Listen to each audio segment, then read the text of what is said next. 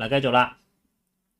嗱，佢話啦大多數香港人做嘢都冇怨言噶，說幹就幹啊，更加將香港人形容為黃色嘅海綿寶寶一樣，翻工就翻工冇嘢好講嘅。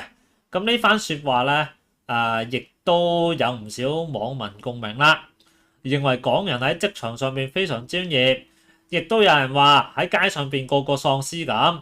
只能夠講香港人好多翻工咧就係搏命翻，玩都搏命玩。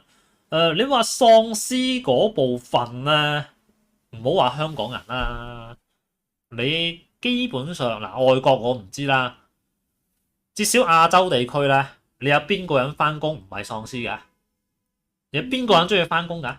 你冇人中意翻工啊，除非嗰一樣嘢係一份叫做你好中意嘅工作咯。但係現實生活你都好難會有一份你好中意嘅工作嘅，好難嘅。